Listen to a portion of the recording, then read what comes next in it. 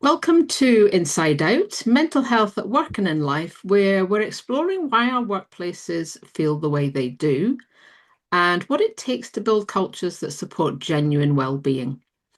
I'm your host, Catherine Eady, and today I'm joined by Sue. Welcome to the show. Before we dive into the topic of mental health at work and in life, though, for people meeting you for the first time, could you share a little bit about yourself? Thank you, Catherine, and thank you for inviting me. So, I'm Sue Naughton-Marsh. I'm a leadership coach and a psychotherapist, and I've spent the last 30 years working in organizations to help them build confident, capable leaders. And with my work as a psychotherapist, I often work with people on a one-to-one basis who are experiencing workplace stress. So, I'm really pleased to have been invited along to talk to you today about this. That's great, Sue. And that in itself is going to, I can see this is going to be a good discussion, because you're going to be able to bring so much to this topic, which is, yeah, given where we are, it's going to be great for you to share your insights. So I think that let's get a broad kind of overview. When you're thinking about that mentally healthier workplace, what do you think it looks like in practice? For me, Catherine, it comes down to a couple of things, really. And that is that people know what they are working towards in their workplace. They're clear about why they're here. They're clear that they know what they're working towards. Sometimes people call it purpose, but why they're doing what they're doing. So that it gives them some structure, some logic, and it gives them some agency about how they go about doing their work. They know what they're doing. The other thing is equipping people with what I consider to be core skills. We can talk about that a bit later.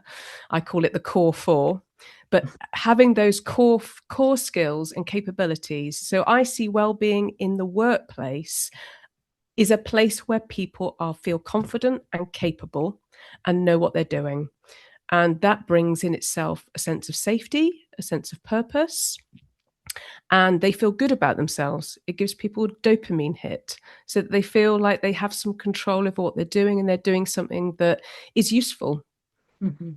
So And that's that what it is means to me. Yeah. Yeah, and that in itself is interesting when we think about autonomy. And with our kind of structures in the UK around kind of hierarchical, some command and control, that can be at odds for some people with that freedom that they like. I think what I caught there though as well is about what mentally healthy workplace actually looks like in practice in the workplace. You touched on levels of confidence or, independence. That leads me to thinking if somebody in their life and their well-being at home is not so great, I wonder if that reflects quite interestingly in the workplace where somebody's not confident and doesn't feel the sense of worth in a workplace context because it's been brought in almost from elsewhere into the workplace. Do you see that as well? Yeah, that's true. I mean, we can't, in my view, we can't separate our work and our life. They cross over. But I think even if somebody is not confident in their personal life for whatever reason, if you then go to your workplace and you're not given the skills, capabilities, and the purpose, then it just amplifies that feeling. And equally, if you do have a workplace where they are provided, that can actually help you in your personal life. Because confidence is quite an abstract concept. But for me, confidence is the output of structured input and repetition. So people become confident when they repeat something over and over again. So you don't lack confidence, you lack repetition, in my view. So you can learn those skills whether you're in the workplace, that will be brilliant, or you might learn them in your private life and bring them to the workplace. But wherever you learn it, as long as you do and there's some structure around it, then good, we Mhm. can move forward. Which actually really is nicely kind of almost helping me think about if people get that in a workplace, it actually benefits their life. Yeah. And if we think about the young people entering the workplace whose confidence levels, and they've been through the whole COVID and the young people's mental health is not great, they move into the workplace and they get that sense of structure, repetition. Actually, the benefits to their life outside of work could actually be, yeah, really beneficial, which is yeah, So Yeah, absolutely. I mean, I genuinely think that, like you say, people starting their first work in during COVID or coming through now as well, where we're in often hybrid or even remote environments. Um, this might sound a little bit controversial, but I do think that sometimes we don't know what's good for us. And that need for connectivity is inherent to us as humans. So I think workplace environments need to provide a certain degree of structure and a certain degree of repetition, but then within that give space for autonomy. So there's a calm balance, and it can be quite difficult for organizations to get that balance. But if you cover off those core things and people know why they're here and they understand how work moves, then you can leave people to be autonomous because yeah. they will just repeat and do the things that you're all supposed to do. And then people feel like they've got some agency over their life.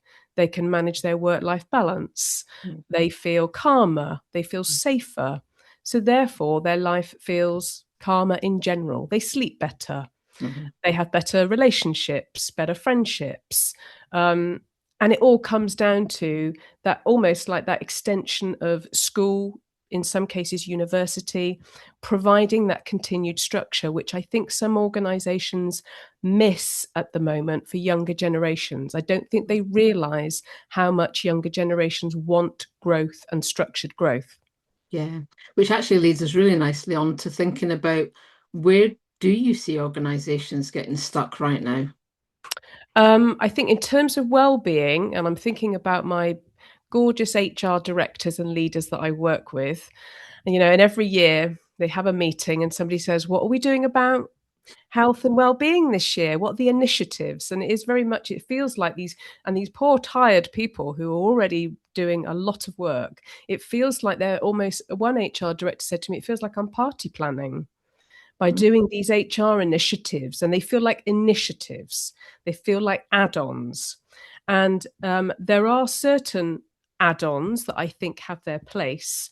For example, taking data from your organization and thinking, what are the life stages of the employees that we have in our organization, and what are they dealing with? So, for example, financial management, how to get a mortgage, or how to just manage your finances, and navigating all of those kinds of things, then there's a place there for one of the well-being initiatives, if that's the word that we use, being hooking them up with a financial advisor, getting them to come in and do a talk for them, helping them with those life stage skills are definitely, they have a really good place. But the rest of it is often about, excuse me, the rest of it is often about sticking plasters for the absence of core skills, structure, and growth, and not having a repeatable, scalable focus on what I call, and I'll share with you now what my core four are. They are prioritization, delegation, decision making, and depending on what level you are in the organization, if you're not a team leader, it's just knowing the purpose of your team and what you're working towards. If you are a team leader, it's definitely knowing the purpose of the team and how work flows and connects. And if you're a senior leader, is knowing how to interpret that into the wider direction of the business. And if organizations don't drill at every level those core skills, then cracks start to show. People don't know what they're doing. So I think if we can get good at those and then add well-being initiatives or add-ons that are relevant to the life stages of the core employee set, then I think you're going to have a pretty robust impact on how people feel. mhm.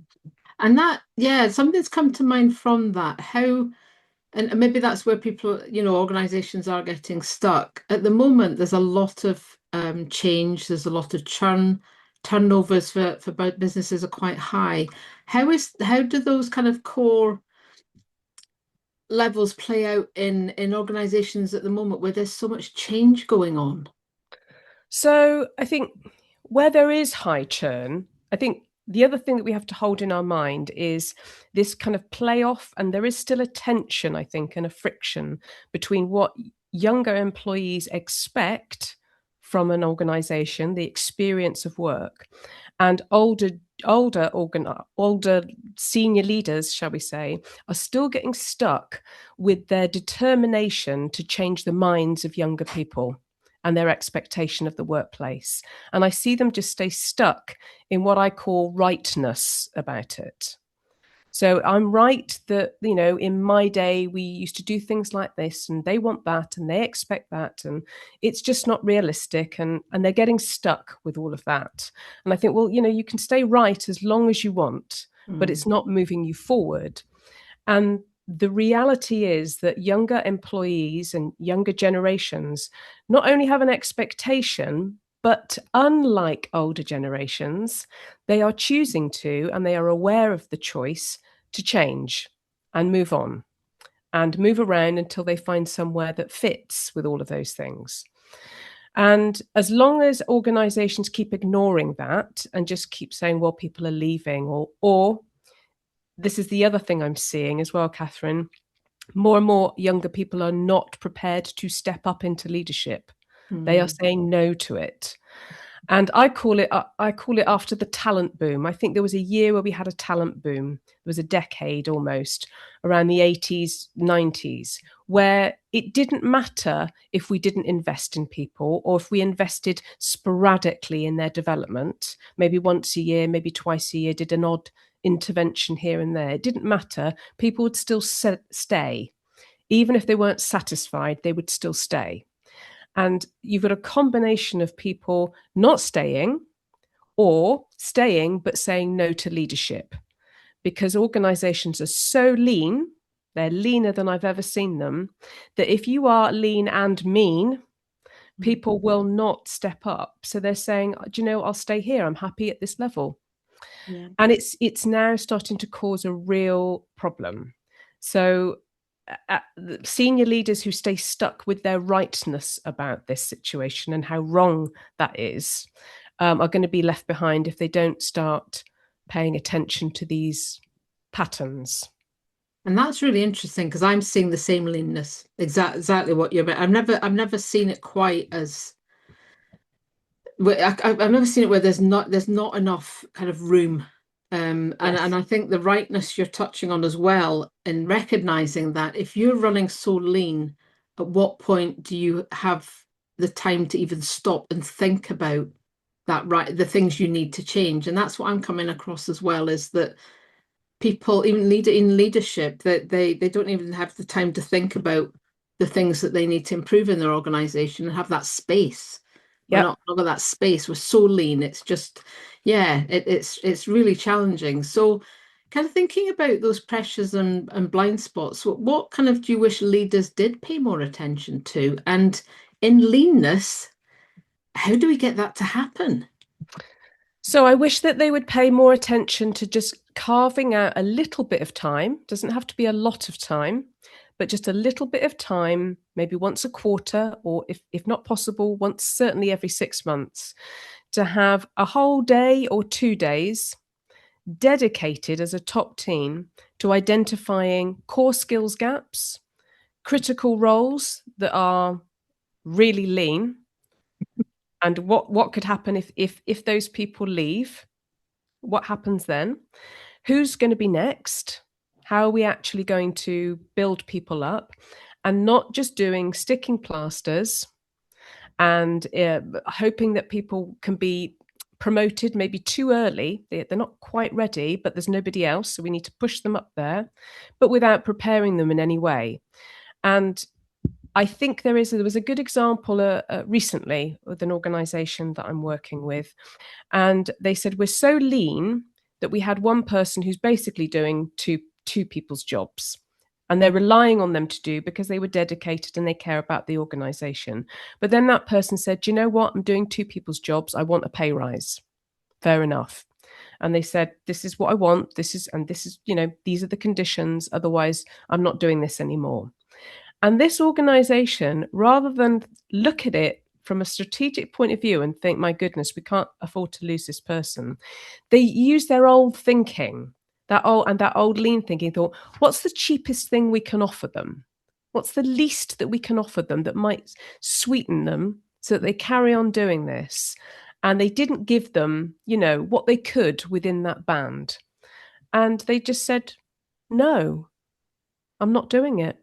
So and because you've said no, I'm leaving. And only then did they go, oh, please stay. Actually, we'll give. And it's like, no, if you're going to be lean, you really must not be mean, Yeah. because it will come back and bite you. It really will.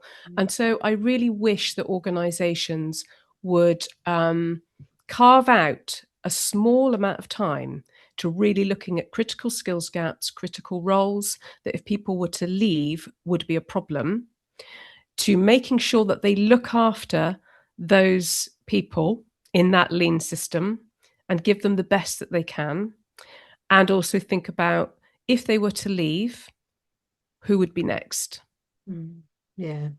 And I think that it's just you talking there, Sue, kind of, I wonder if there's, when we think about where we are in the world generally, where we are in organizations, particularly since kind of COVID and that acceptance of so much change and uncertainty, it's almost become a factor of life, really. I wonder if organizations have almost lowered their standards as to the expectations that they now have. Are they thinking, okay, well, this is what it is, people will leave and we can't prevent that? And I'm wondering this is a mindset that's come in around that's not helping as well. And what does doing better look like? And I wonder if those standards have been dropped, maybe. I don't know. I mean, yeah, potentially. I think you could be right, but I think it comes down to, for me again, I can't get it out of my mind. It's that generational rightness about the way things should be, and it happened since COVID. The whole hybrid debate: should we be in the office? Should we not be in the office? We need people in the office, and it just goes back and forth and back and forth. It's like, well, actually, what is it that you need from people, and what do people need from you?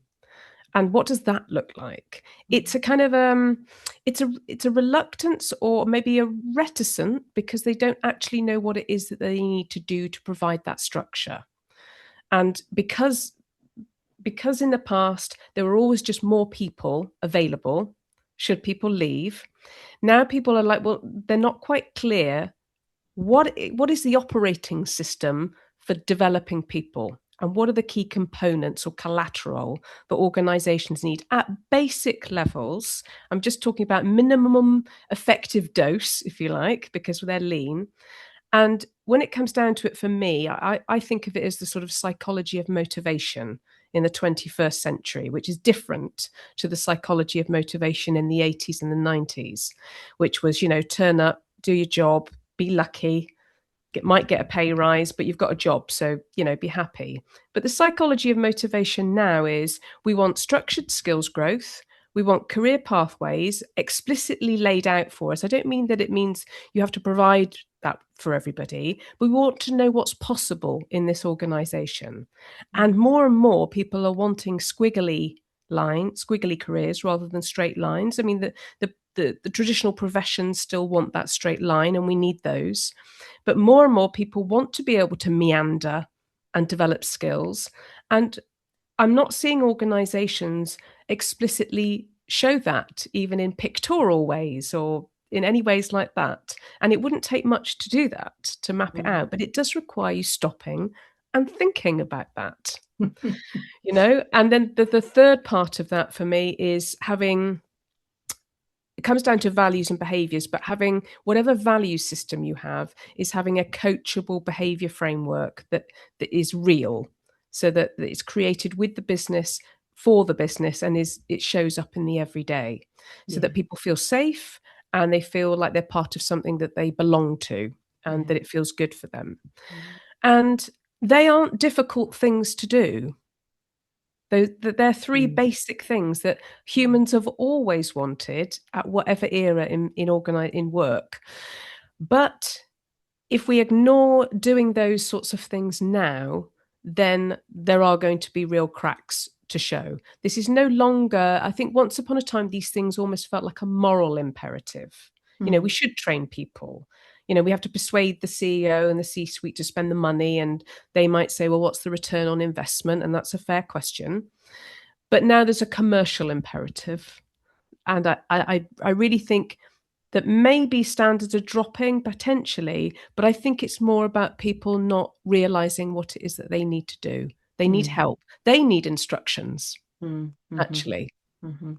And think about people's potential. And I think, I don't know if you've come across this as in terms of younger people. Young people are more accepting of moving around, moving jobs. It's a thing that they even like to do for skills, different careers, trying different things out. They can tend to be kind of more flexible, whereas the organizations are probably more fixed in their mindsets, and you've got all this flexibility going on around them that they're struggling to respond to. Yes, yeah. I think I was Still, sorry, oh, go carry ahead. on. No, I was just going to say, just something came up from when you were saying that. One of the dilemmas that I always hear from senior leaders is, yes, we want to give people flexibility. We like the idea of giving them flexibility, but how does that work on the ground when they're part of a team? You know, how do we release them? How do we allow that whilst dealing with the everyday? And, you know, and without wanting to go into some sort of complex matrix management, you know, that can feel like a beast as well. But there are simple ways to do that through project-based working that can allow that flexibility whilst also dealing with the whirlwind of the everyday. So I think if anybody's listening to this, to have confidence, there are ways to do this without it feeling like a beast. Yeah, yeah. And I think the other thing I encourage all organizations to do is reach out to people. Mm, There is help and support out there. They may may come at some cost, but actually, that in itself could be hugely beneficial to you, rather than, I think, a lot, particularly in HR, a lot of HR professions at the moment are just trying to get on with things as best as they can, and they're yes, burning out. yes, And they maybe their membership of CIPD, they've reached out, but they need coaching, or maybe they need something completely different. Um, yes. and it's reaching out and asking other people, even in their circles, other HR people in other organizations, even what they are doing and how to tackle certain challenges that they're facing. Um, Yes, and I think you're right, Catherine. I don't know about in with your experience and in your world, but I am increasingly seeing heads of HR and HR managers just saying enough. mm, This is crazy what we're being expected to do. With the level of leanness that I'm seeing. You know, I'm seeing HR teams that might only be two, sometimes only one for, 500 plus, 30 million, 40 million plus organization turnover. And they're very dedicated and devoted and are doing amazing things, but they cannot deal with transactional HR because that's the stuff that keeps organizations safe and legal. And then develop people, and keep them well-being and initiatives and all of that. They can't. They mm, just can't. So I'm a real advocate, especially with the work that I do, and I would say this because it makes sense to me. I'm a real advocate for them having almost like a concertina approach to HR or any team, frankly, and that is, get somebody in to partner with you and help you for a short period of time to get some collateral installed in the organization, some structure around these things. And then they can leave and then you're in a better place. yeah, So you can stay lean, but you have bursts of investment, which has, where you produce a thing at the end of it that's part of the operating system. And it also helps HR leaders to not feel like they're alone, to get some other perspectives from outside, because they often don't have time to reach out to HR communities or even through the CIPD because they're so busy being lean, yeah. frankly. Yeah, yeah, absolutely. Yeah, the impact on their own mental health has been quite significant, I would say. Yeah. I Themselves, think people leaving the profession. I've been reading a lot about that as well. I think one of the phrases that I repeatedly hear from my HR leaders is, who's HR for HR? Who's looking after HR? Yeah, You know, yeah, yeah. because they're always because we know as well that they are often seen as a sort of informal coach, the informal listening to people's issues and problems, and they Mhm. do it willingly because they care, but then there's nothing left in the tank. Yeah, yeah, yeah. They're literally, absolutely. So thinking about kind of mental health at work, how has your own experience shaped the way you think about mental health at work? That's a And great has it question. changed over time even as well?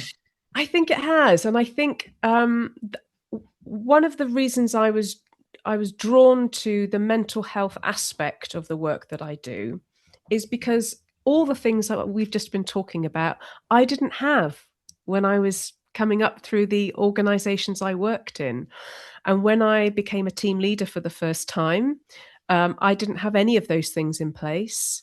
And I had, for a while, I thought it was me, Catherine. I had a succession of three managers who were all, sadly, they were all the sort of cliche micromanagers, Hmm. really focused on that, focusing on the detail. And of course, I did reflect on whether it was me, but I checked with really good people around me and they said, no, you've just been unlucky. And but maybe lots of people were unlucky then. That might have been the default. But I didn't have that. I didn't have the structured skills growth that I wanted. I had to figure out a lot of it by myself. And Mm. it cost me a lot of issues with my health back then.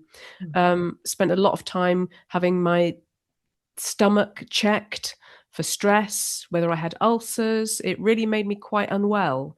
But actually, at the same time, it made me really determined to be the person who did things differently and help people. So, when I work with new team leaders or senior leaders, but particularly new team leaders, I really want to help those people to get comfortable quickly, to feel safe, to not feel like they've got an imposter, to not feel like they're having to wing it, and to know with confidence that they're okay. It's normal to feel that the way that they do, but here are the basic things you need to do in the first few months. Do these, and you'll be good to go, I promise you.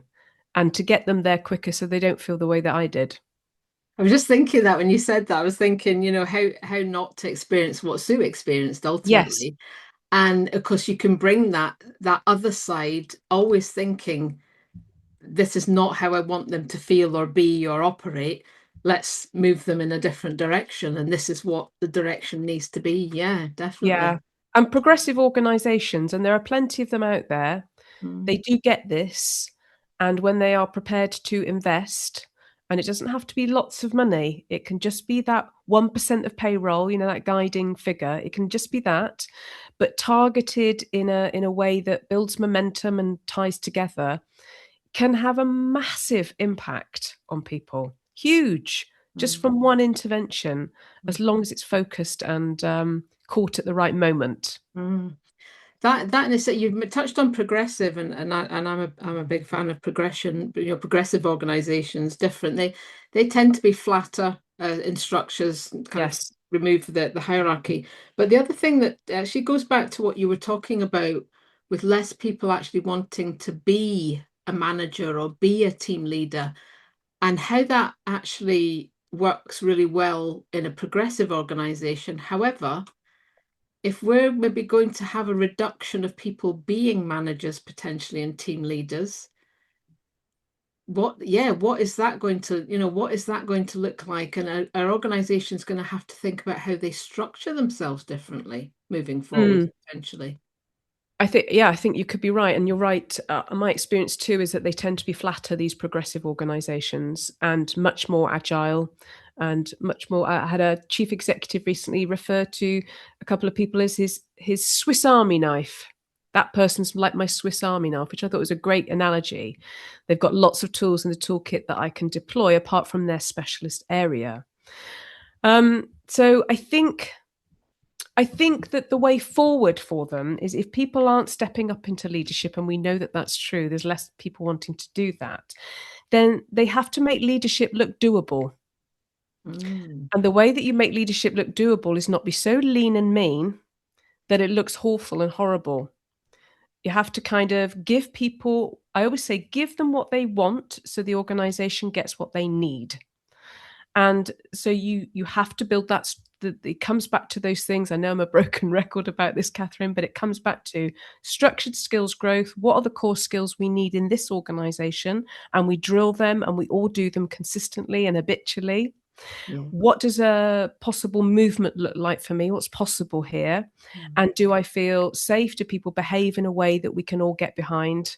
And are we, most of us, most of the time, are we behaving to those Mhm. values that we hold so dear? Get those three things right, then Mm. you'll see massive change. You will Mhm. see huge change. And they can be adaptable to any situation. I mean, the one thing I come across much more than ever is how very different each organization is. Yes. So it's those core things that what does that look like for your organization, not the organization next to you. And I think Yes. maybe there's maybe some people are kind of looking at others and going, well, let's set ourselves up like they're doing. Well, actually, it's not going to work for you because Mm. you're set up completely differently. So yeah, maybe that's a kind of lesson as well around the agility, needing to Yes, be flexible, needing to think differently. I don't know if you follow Susan David's work, the psychologist, Dr. Susan David. I do. She talks about agile thinking and that fixed kind of mindset and moving away from that fixed mindset. And I think it goes back to what you were saying at the very beginning. Um, and it's yeah, it's the Mm. agility and the ability to change and look at things in a different way and yeah, be agile. Yeah, and I think you're right. I think though that because people are so tired, they're Mm, so tired. And what I notice is when I was talking about that skills development, so one of the things that I do with organizations is we identify core skills that we spend some time identifying what those skills are that are across the organization, the critical skills, the core skills that make the 20% skills that make the 80% difference to how the work flows. And when we always get to a place where we identify just three. We just focus on three. And then we build skills matrices for those beginner, intermediate, advanced. What does that look like? On one page, one side of A4, yeah, yeah. so that you start building an internal academy so that people can then see, okay, this is what I need to learn, so that individuals can have agency over it. They can hold a thing in their hand and say, oh, okay, this is what progression looks like in this skill set. Mhm. And then the organization can train to that or create habits and rituals around that. So it doesn't, again, have to feel like a big beast. Now, with an organization I did this with a few years ago, they got so excited by this idea that they wanted to build skills academy approach or skills matrices for hundreds. We started off with three, and by the time I spoke to them again 2 weeks later, they go, we've got 16 now. I was like, no, Oof. no, you Yeah. know, Mm. no, you're not going to get anywhere with this. So I think our job is to help people to scale things back and do a few things well and not try and do everything, because organizations are trying to think about great big strategies and loads of skills and big training programs and leadership development programs over 12 months. That's just not, it's not helping, because people are putting so much effort into planning these beasts that when it happens it just sort of filters away and nothing really has impact. People need something short, focused, and now. Yeah, yeah, and that's a and great message.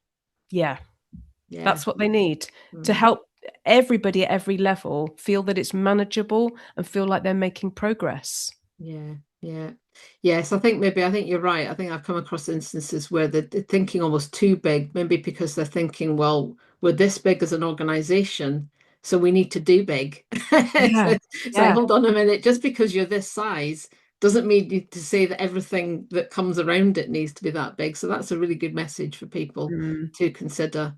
yes. Is try and simplify, try and make it manageable, doable Yeah. in a time scale that's also in this leanness is also Yes. manageable as well. And I think that a lot of organizations, when we talk about prioritization at every level, you know, you can hear people really, I run a little session called Prioritize Like a Pro. It's like a little hour session and it's always really popular. And then what typically happens to people at any level, they come along, go, yeah, this could help me, and it could help me in my life as well. And it comes down to what's your top three priorities, as you could imagine, something like that. And then which is the first one to do, because that's what prioritization actually is, which is the first one. And then something consistently happens. And that is that once people start looking at what are their top 3 priorities, something happens in their brain and they start going, but I've got more than 3 things I have to do today. I can't just boil it down to 3. I've got 103 things. So this isn't going to work for me. And they start almost resisting. The primitive brain starts to tell them that it's not possible. It's Yeah. not doable because they've got too many things. So our role is to remind people that you can chunk things right down, to chunk it down, to remember that it's the 20% of things that will have 80% impact, and getting that discipline and confidence of knowing what to let go of and Yeah. know what to say no to for now. Mm. That's a skill in itself, though. It's such a massive skill, which is why I'm a broken record about these core skills, because they make the biggest difference. It penetrates everything in Yeah. your life, in the work that you do. Imagine, and I'm sure you work with organizations as well. We've all seen the confident, capable, agile, flexible senior leaders who still find it difficult to pin it down to 3 core things, Yeah. and they're struggling too. It's not a criticism. Mm. And then that then ripples to the next layer, to the next layer, to the next layer, before we all just running around reacting to things, stuffing our diary with things without actually stopping and saying, are these the right things to be doing? Yeah. We're Yeah. just reacting. Yeah, that's very true. And the other thing I'm coming across a lot is a skill around being able to say no gracefully. And I think people are thinking, as soon as I say no, how is it going to be received? And actually, there's a skill in the way you do that. And and I think that's, yeah, a lot of it is skills and practice and helping people understand how beneficial ultimately Mhm. that's going to be for them. Yeah. So, kind of moving on to, I mean, everyone, everyone in response to this question says there's no one thing, but ultimately that one thing could have a ripple effect. So, if you could change, certainly at the moment, the main thing that would improve people's daily working lives just now, what would it be?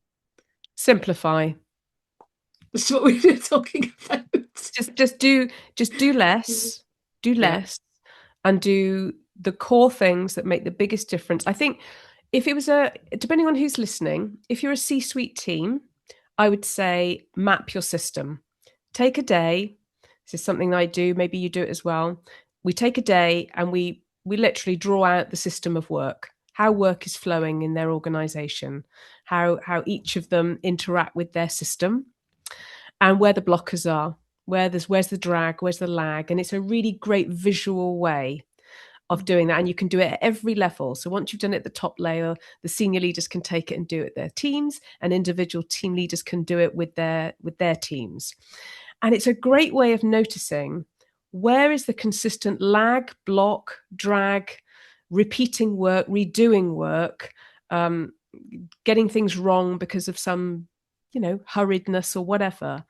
And then we can say, okay, what are we all going to work on collectively that's going to have the biggest ripple effect across those layers? So if people wanted a practical thing to do, I would say have a systems thinking day. Mm. That's really interesting when you touched on simplifying, and I can't help, it keeps popping into my mind about overthinking. Mm, mm, And so and then I connect it with where we are in the world and the complexity of the world. And I mm-hmm, wonder if our brains lean towards making so much, well, lean towards us overthinking and creating complexity because complexity is everywhere around us. mm. And maybe there's that pushback to simplify. I think the main question maybe listeners are thinking about, what does simplify even look like? And that in itself is something you bring someone in to help you do. Um, Definitely. because I Yeah. think I think many people struggle with simplify and not overthinking things. I think you're absolutely right. And having another pair of eyes on it can be really helpful.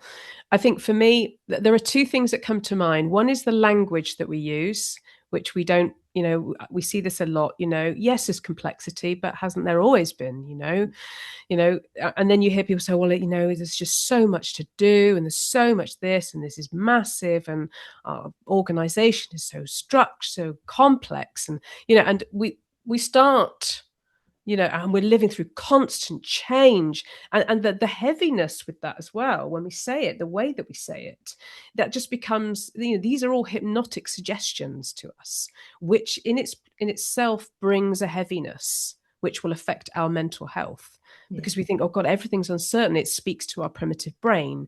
It makes it on alert. Oh my God, we're scared. There's problems here. There's uncertainty. So there's that we need to think about. But for me, within that complexity, the way that you simplify is to help people to learn how to spot patterns, because our brains are brilliant at pattern spotting. That's It interesting. puts things together, but we don't often do it consciously or explicitly. Ah, okay. So, what are the patterns? And you do this with strategic thinking. What are the Yeah. patterns showing up?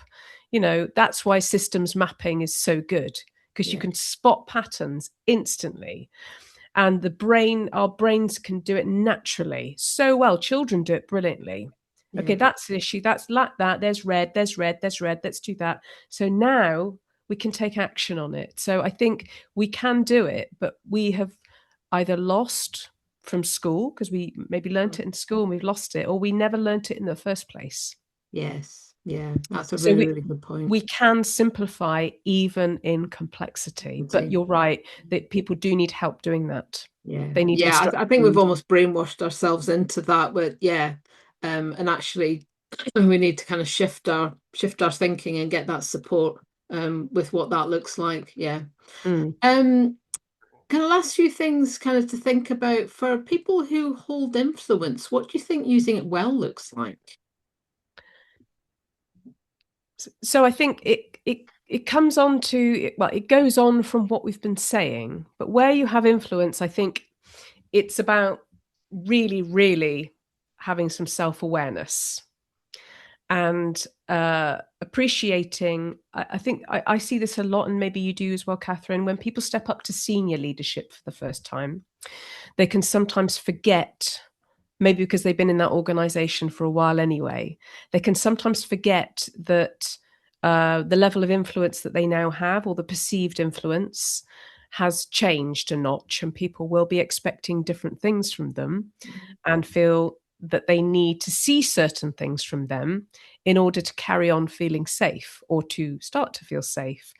So I think I would really encourage senior leaders to prioritize their own state management, to explore self-awareness there's a variety of tools that you can do. The one that I use is insight psychometrics, which is Carl Jungian, as you know, but there are other ways of doing that. And spend some time thinking about, what's my personal style and preference, what happens to me on a bad day, and Mm, getting really honest about that, stepping out of yourself, not judging yourself or being harsh, but stepping out of yourself with your team and saying, what happens to me? Okay, well, maybe I become too, I don't know, barky, or sort of do this, do that, mm, get it done. Or maybe I retreat back into myself and I stop talking, or, maybe I try and make everything fun and try and cover it all up, whatever. But having a real awareness of your personal style and your preference, and particularly what happens to you under pressure, is one of the single most important things you can do at that level, because the ripple effect of you just carrying on doing things that have negative impact on people, it's huge once you start getting it to senior leader level. So and then also making sure that they model uh, work-life balance, resilience. They start modeling that, so they don't um, fall foul of running all over the place themselves, so that they visibly look exhausted, um, overwhelmed, unable to cope. And I'm not saying there's anything wrong with that, but they need to model that they can ask for help, and that they are able to show, yeah, I can't continue to do that because it's not good for me. So I'm going to ask for help, more resource, whatever it is. But I'm not going to be a good example to people if I don't show them the way. And if you can't do that, if you're struggling, then ask for help. Ask for help. mm, It's the single most courageous, most intelligent, most elegant thing that any human being can do, is mm. to say help. Yeah, yeah. I think it's spot on with that one in particular. Is that I mean, so many managers or team leads or whatever kind of are automatically end up in that position, um, and they've not had that kind of the leadership skills that again goes back to upskilling, Hmm. and Yeah. particularly around self-awareness. I think that there definitely needs to be a lot more of that kind of almost mandatory Mm. coming in for managers and team leads and then senior leadership. Um, Yes. and I think, do you think, I think the other thing that's just come to mind on that as well is mentoring or coaching. You know, it would be lovely, however lean everyone's already got to at this point in time. I truly believe that anyone in a senior position should have a coach. I agree. Yes. Either an individual one or a group one or whatever works. And I think that the earlier that you can bring them in your leadership journey of, from that transition, the more money you save in the long term. Yes. When you, and a lot of people say, well, how can you measure that? You can measure it. You just have to help. You just have to extract some baseline data, and sometimes that takes a little bit of mining, but Yeah. it's there, it's available. How much did you spend on trying to recruit to somebody that you still haven't recruited to? Failed recruitment 3 years down the line. How much did that cost? But if you had invested in these people at the moment or just before transition Yeah. and got them ready, and it doesn't have to be long, because I think one of the things I think is holding some organizations back is having really long traditional management development programs over Mhm. 6 to 12 months. I think it has its place at the right moment in that development, most definitely. But I think that what people need in the transition is something that will get them to the next stage in the next 90 days. They just need to get that grounding and being able to know how to nurture each area Mhm. of leadership quickly, manageably, and in a way that feels doable. Yeah. Yeah. So it's laying the foundations, isn't it? Yes. Yeah, Yeah. it's like it is that sort of getting the kickstart and the momentum. And Yeah. then later on there's deeper work to be done once you've settled. But I see too many organizations either considering development in people as either a great big program which they can't sign off on because the money, or nothing. Yeah. And I want people to know in a hopeful way, there is a middle ground and it doesn't have to cost the earth either. Yes. Yes, and that's a huge concern at the moment, in particular for people. And I think it isn't all or nothing. It's not black and white. They're kind of that grey, nuanced in the middle bit that actually is going to help people move forward with Yes. some of this. Yes. So finishing up, given the current landscape, what does still give you hope in this What leanness? Oh yes. Well, what gives me hope is that there's work that can be done. There's structured Mm, work that can be done. So you imagine lean organizations who are, I'm thinking typically of um, organizations, particularly in a sales or retail environment, where that's everything's about the number. Absolutely everything. But the hope is, and there is lots of hope, is that with a few basic organizational structures installed, and they only have to be installed once, mm. that you can then build on them. And I'll say them again. I'm going to say it again, Catherine. Yes, go on, go for it, Sue. Skills development, career development pathways, showing squiggly careers, and having a behavior framework that is seen, felt, and heard. Those three things. And then in terms of the transition into leadership, drilling the core four skills: prioritization, delegation, decision making, and team purpose. Mhm. And if you do that, you can do those really simply. You need help, or if you have the capacity in the organization, but please don't just go and ask your HR director to do more if they're already lean. Get them get them a coach, get them a partner, not somebody who comes in and does things to them or makes them feel like, oh, I'm not good enough, I need to have somebody else. Get somebody to come in and help them coach them through the process so that at the end of it, they are also coached to be elevated to that C-suite partner, that strategic partner. That's another thing that I'm seeing. I hate seeing great HR people have no time to do the things that they know they want to do, and they don't feel they have enough influence as a C-suite partner. And that's because no one's giving a bit of space for some basic organizational development strategy. And Mhm. so, that's my mission, to help people in that way. Well, that's brilliant, Sue. Absolutely. And I have heard kind of the touching on what you said just there, that I don't know if it's true or not, that there are not enough HR directors at senior leadership meetings, and they're not part of boards and all the rest of it, and they need to be. They need to be sitting there at the top with the others, because they're such an integral part of your organization. They do. You're absolutely, and obviously, it's an argument and a discussion that's been going on and on for decades. For me, I think I would say that it isn't always the fault of the C-suite or the CEO.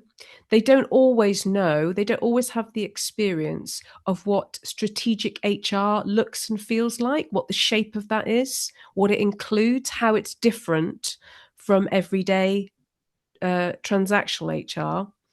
So they know that they need HR to keep them safe and legal, but they don't know how a strategy might infiltrate all parts of the organization. And at the same time, HR experts are spending so much time in that expert every day that they don't always have the time or the confidence to know what the words are to Mhm. explain it in a way that lands at that level. And then the final thing I will say about that is we have to I want to help HR leaders to circumvent and get around the confidence bashing that exists when they are not automatically at the top table, when other colleagues are automatically at the top table, even though they might not be that great. Yeah. We're thinking of the other functions, finance, sales, marketing, whatever else. It does feel unfair, but we have to pull ourselves up and say, okay, so how are we going to express it and explain it in a way that resonates? It's about language and words, so that CEOs can be educated on what strategy looks like. And then as soon as that lands, they're like, oh, great, we're a partnership now. So I Yeah. think there are lots of good CEOs out there who want their HR leaders at the top, Yeah. but they're not quite sure how they can justify it in its current form. Mhm. Really, really interesting to finish up with, Sue. And Sue's definitely your go-to person, everyone, for that. That HR, those HR people that are listening that are completely burnt out, get in touch with Sue. It's lovely having a chat with you, Sue. Thank you so So much for coming on the podcast. And for everyone else, we'll see you next time.